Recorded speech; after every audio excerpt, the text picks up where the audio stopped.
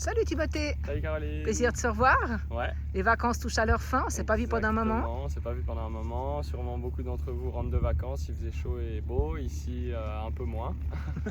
On a eu beaucoup de problèmes, c'était pas une très belle saison. Non, Vous effectivement. l'avez remarqué. Mais c'est pas grave. On fera mieux l'année prochaine. Exactement. Du coup, pour la tournée du potager et du maraîcher aujourd'hui, on va vous montrer un peu qu'est-ce qu'il y a à récolter, qu'est-ce qu'il y a à faire. Le persil, persil et les autres aromatiques que vous avez sur vos parcelles peuvent être récoltés de manière générale. Là, on le prend puis on le récolte comme ça. D'accord, puis Et ça là, stimule la repousse. Et voilà, exactement. Il y a des nouvelles feuilles, il va refaire des feuilles. Bon, plus on récolte de persil, plus on en a. Ouais. Enfin, mais il faut quand même exactement. Il faut quand même leur laisser un petit peu de feuilles pour pouvoir refaire leur photosynthèse. D'accord.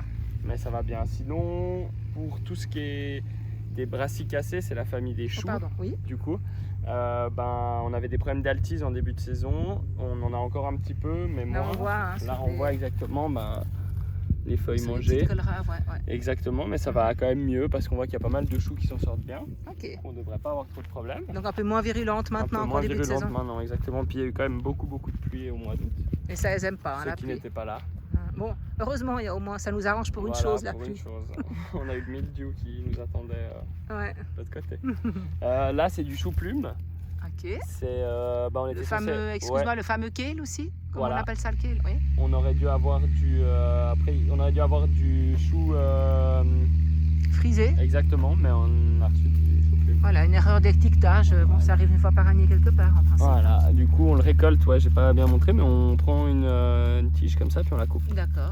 Donc près du tronc. Voilà, près du tronc. Et il faut bien laisser les feuilles qui sont tout en haut là au niveau de l'apex. C'est là qu'il y a toutes les nouvelles feuilles qui se produisent. D'accord, donc laisser comme un sort de petit plumeau en haut du tronc en fait chaque fois. Exactement. Ok. Et puis quand même laisser un certain nombre de feuilles pour que la plante puisse refaire sa photosynthèse justement. Enfin, faire tout court de la photosynthèse. Ouais, ça c'est important. Et se nourrir. Ok, parfait. Merci. Ensuite, le chou-fleur, on peut le récolter. Oh, magnifique. Il est magnifique.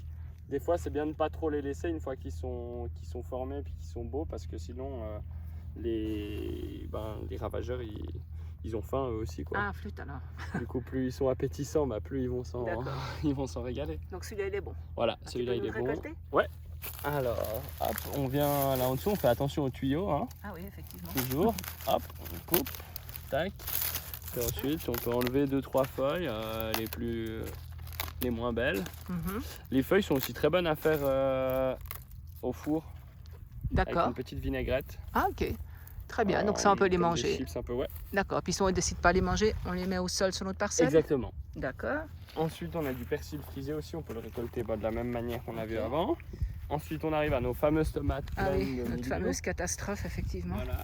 Alors, un mildiou, c'est un champignon, c'est un nom aussi générique qu'on donne pour plusieurs types de champignons parce qu'il y a différents mildious. Il y a le mildiou de la pomme de terre, le mildiou de la tomate, etc. Mais là, du coup, c'est celui de la tomate qui nous embête.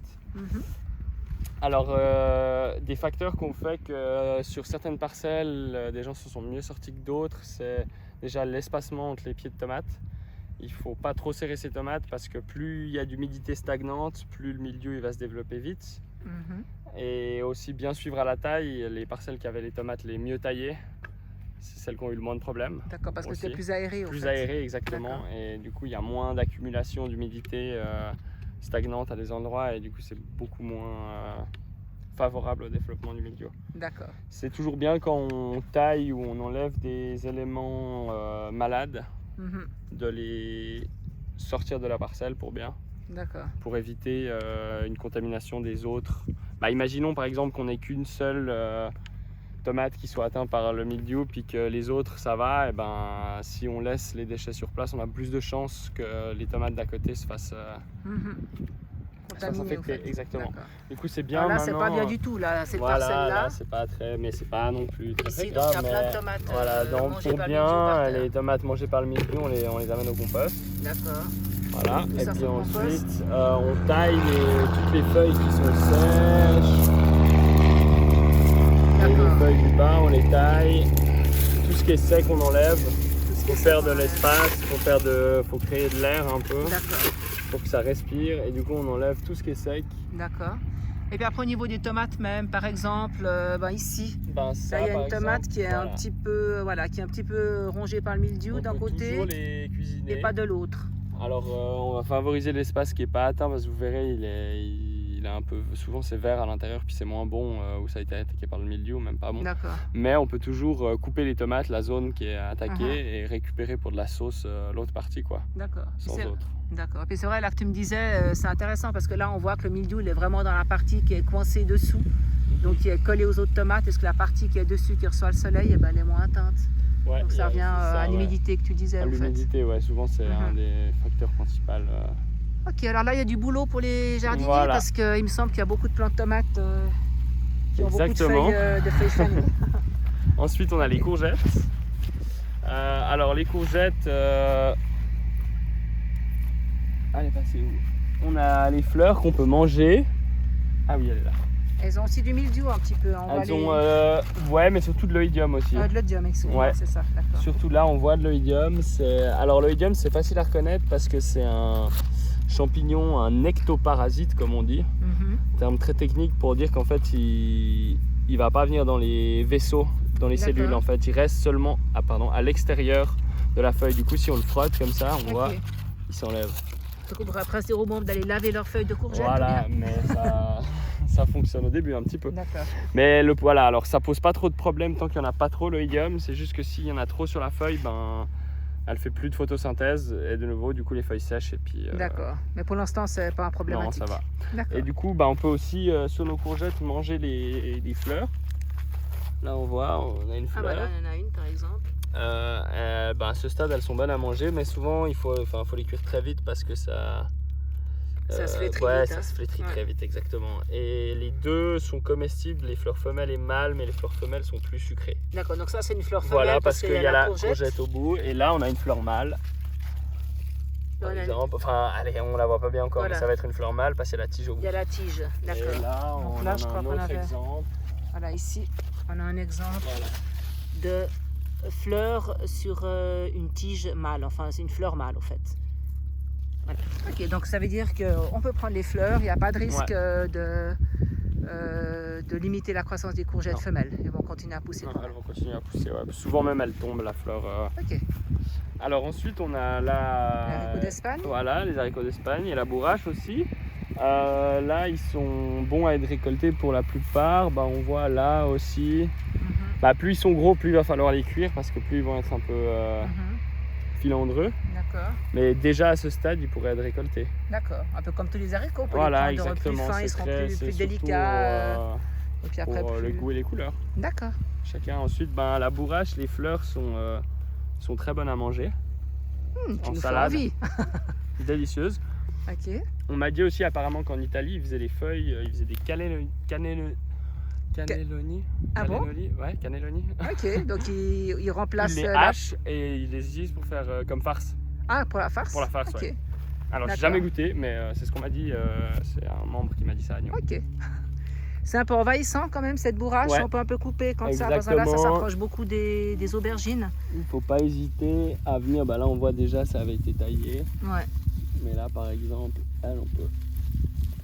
Bon, désolé les petites abeilles, j'espère que vous ne nous en voudrez pas trop, mais on a envie de récolter nos aubergines. Ok. Et voilà, comme ça on peut tailler sans hésiter des branches. D'accord. Et d'ailleurs, en parlant d'aubergines. Ouais, alors là on voit qu'il y en a une qui est prête, ça se voit à la couleur aussi. Voilà. Et il faut les toucher un peu, il faut qu'elles soient un petit peu tendres, légèrement tendres. Enfin, molles, mais pas molles. Entre molle et dur. D'accord, donc un petit peu souple. Tu peux la ramasser alors du coup, tu peux nous montrer comment? Exactement. On coupe simplement la tige. Voilà. Ok, parfait. Là, celle-là, faut pas, elle va rester de cette couleur. D'accord. Mais elle n'est pas encore prête quand même. Donc elle est beaucoup trop dure quand on la touche. Ok, merci. On arrive aux poivrons. Alors les poivrons, comme je l'avais déjà dit aussi, il n'y a pas de poivrons. Ils sont beaux.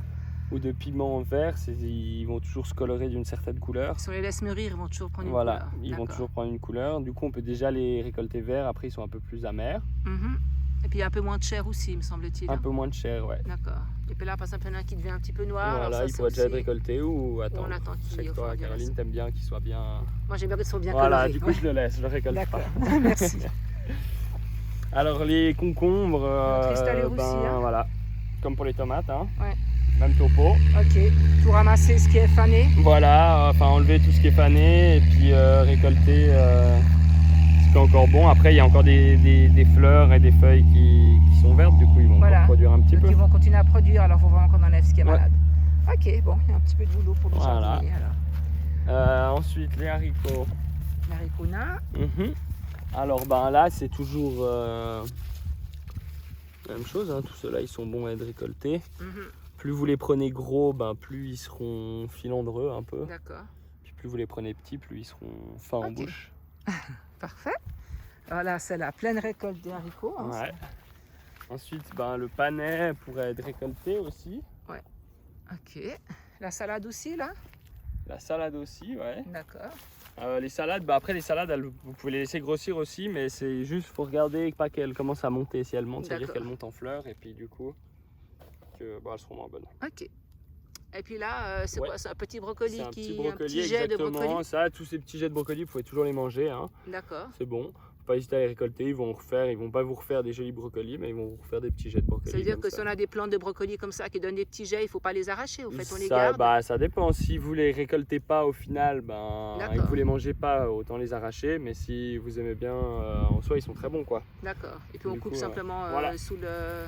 Là-dessous, clac. D'accord. Ok. Puis, côte de bête, il faut pas couper les fleurs. Par exemple, pour pas qu'elles fleurissent, comme ici, par exemple, enlever ces hampes florales. Exactement, pas hésiter à enlever les hampes florales et à récolter toujours les côtes, quoi. D'accord. L'oseille, la même chose. Ouais, donc là, elle a une hampe florale, donc ça faudrait enlever aussi. On peut laisser sans autre sur le sol de la parcelle. Toujours. D'accord.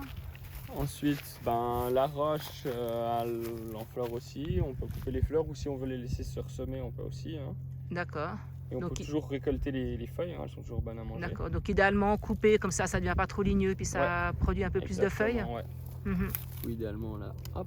Ok, d'accord. Ensuite, les carottes.